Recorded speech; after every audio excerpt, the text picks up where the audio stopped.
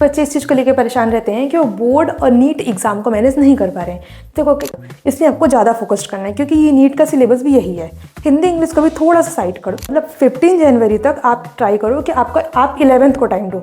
11th मतलब drop year मत लगने देना। ड्रॉप ईयर में बहुत डिप्रेशन होता है, बहुत प्रॉब्लम हो जाती है, ठीक है। लेकिन इसका मतलब ये नहीं है कि आप एकदम प्रेशर। हे गाइस, मुस्कान जैसा this side currently 3rd year MBBS student at PTJNM medical college Raipur Chhattisgarh. So बहुत सारे बच्चे इस चीज़ को लेकर परेशान रहते हैं कि वो बोर्ड और नीट एग्जाम को मैनेज नहीं कर पा रहे हैं। देखो क्या होता है कि कई बार ऐसा होता है ना कि हम नीट एग्जाम पे ज़्यादा फोकस्ड हैं तो हम बोर्ड एग्जाम हम की चीज़ें छूट जा रही है, बोर्ड एग्जाम पे ज़्यादा फोकस्ड है तो नीट एग्जाम की चीज़ें छूट जा रही है। तो देखो सबसे पहले आप लोगों को ये समझना है कि दोनों का सिलेबस तो सेम है, सिर्फ पैटर्न अलग अलग है। नीट में MCQ बेस पे क्वेश्चन आएंगे और जो आपका बोर्ड एग्जाम है उसमें थ्योरेटिकल क्वेश्चन आएंगे, लेकिन सिलेबस तो दोनों का सेम है। तो देखो अपने को डरना नहीं है, सिर्फ चीज़ों को थोड़ा सिस्टमेटिक वे में अपने को करना है। सबसे पहले आप क्या करो कि आप जो भी आपका टाइम बचा है, जो भी आपका प्रिपरेशन टाइम बचा है, सिलेबस बचा है, उसको आप सिस्टमेटिक वे में अप्रोच करो। क्या करना है, सबसे पहले जैसे अभी चल रहा है नवंबर, ठीक है, तो नवंबर से दिसंबर का आप एक टारगेट बना लो। दिसंबर तक एटलीस्ट दिसंबर तक आपको पूरा 12th का सिलेबस कंप्लीट होना चाहिए। 12th का सिलेबस मतलब मेन आपका है फिजिक्स, केमिस्ट्री और बायो, इसलिए आपको ज़्यादा फोकस्ड करना है क्योंकि ये नीट का सिलेबस भी यही है। हिंदी इंग्लिश को भी थोड़ा सा साइड करो, थोड़ा सा। तो अभी आपको क्या करना है, दिसंबर तक आपको फिजिक्स, केमिस्ट्री और बायो इसको बहुत अच्छे से करना है। कैसे करना है, तो आप इसको ना बोर्ड एग्जाम के जैसा पढ़ो। बोर्ड एग्जाम के जैसा मतलब देखो आपको NCERT पूरी पढ़नी है, नीट में भी पूरी NCERT से क्वेश्चन आएगा। साथ साथ आपको बोर्ड एग्जाम में आपको आपका प्रेजेंटेशन देखा जाता है, आपको थ्योरेटिकल आंसर्स लिखने पड़ेंगे, है ना। तो आंसर राइटिंग के लिए आपको पढ़ना ही पड़ेगा। तो आप क्या करो, दिसंबर तक आपको 12th का सिलेबस करना है, फिजिक्स, केमिस्ट्री, बायो, उसको पूरा NCERT से करो, अच्छे से करो, ठीक है, पूरा डिटेल में जाके पढ़ो NCERT से। साथ साथ क्या करो, अलग अलग हाईलाइटर यूज करो, अलग अलग कलर के, उसको हाईलाइट, जो भी आपको पॉइंट इंपॉर्टेंट लग रहा है as a NEET point of view से भी उसको आप हाईलाइट कर दो, ठीक है। हाईलाइट करने से क्या होगा, जब आप रिविजन करेंगे ना 12th के सिलेबस का तो आपको ईजी पड़ेगा। साथ ही साथ आप क्या करो, जो भी आप चैप्टर करते जा रहे हो ना उसका PYQ भी करते जाओ। इससे क्या होगा, आपका बोर्ड एग्जाम की भी तैयारी होगी थ्योरी की, साथ ही साथ आप PYQ कर रहे हो तो उससे आपकी MCQ क्वेश्चन सॉल्व करने की प्रैक्टिस भी होगी, ठीक है।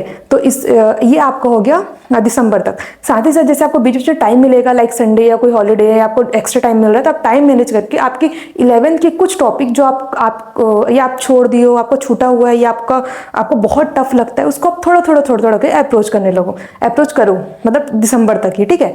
बहुत है, अभी नवंबर चल रहा है, दिसंबर मतलब 2 महीने बहुत है, ठीक है। दिसंबर तक आपको अब क्या करना है, अब आप एंट्री किए जनवरी में क्या करना है, 10 से 15 दिन, 15 दिन ले लो। 15 दिन मतलब 15 जनवरी तक आप ट्राई करो कि आप 11th को टाइम दो। 11th मतलब आपको जो टॉपिक आपको छूटा हुआ है, या फिर देखो आपको 11th पढ़े बहुत टाइम हो गया होगा ना, तो कुछ चैप्टर जिसको बहुत टाइम से नहीं पढ़े उसको आप रिवाइज कर लो। तो आप एटलीस्ट 15 दिन अपने 11th को दे दो। इससे क्या होगा, आपका 12th की चीज़ें भी हो गई, 11th का कुछ पोर्शन हो गया। अब बचा 15 जनवरी से लेके अब आपका एग्जाम होगा, बोर्ड एग्जाम February मार्च में होता है, ठीक है। अब आपका बचा हिंदी इंग्लिश, तो हिंदी इंग्लिश के लिए 10 से 20 दिन भी सफिशियंट होता है। आप 20 दिन मतलब आपका बोर्ड एग्जाम तक अब आप हिंदी इंग्लिश पढ़ो, 15 जनवरी से लेके बोर्ड एग्जाम तक। अब आपको क्या पढ़ना है, हिंदी और इंग्लिश, आप हिंदी इंग्लिश कवर करो। उसके बाद आ जाएगा आपका बोर्ड एग्जाम दिलाओगे तो आप फिर से चीज़ों को रिवाइज करोगे, फिजिक्स, केमिस्ट्री, बायो, 12th का तो पूरा रिवाइज करोगे। फिर आप दिलाओगे अपना बोर्ड एग्जाम जब आपका हो जाएगा तो देखो अब आपके पास क्या होगा कि 12th की चीज़ें तो आपके फिर से रिवाइज हो गई बोर्ड एग्जाम के कारण, ठीक है। तो अब आपके पास 12th ऑलमोस्ट क्लियर हो चुका है। अब आपके पास बचा है 11th। अब आपका बोर्ड एग्जाम भी हो गया है लास्ट मार्च, अब बचेगा आपका अप्रैल, मार्च की कुछ दिन रहेंगे आपके पास, या अप्रैल, ठीक है। आपके बोर्ड एग्जाम के डेट पे डिपेंड करता है वो। अब आपके पास क्या करना है, आपके पास अभी भी 1 से 1.5 महीने रहेंगे। उस 1 से 1.5 महीने में क्या करना है, आपको 12th तो आपको हो चुका है, आपको सिर्फ उसको रिवाइज करना है, उसके क्वेश्चंस लगाने हैं। सिर्फ आपको मेन फोकस करना है 11th पे, क्योंकि 11th पढ़े बहुत टाइम हो गया है ना।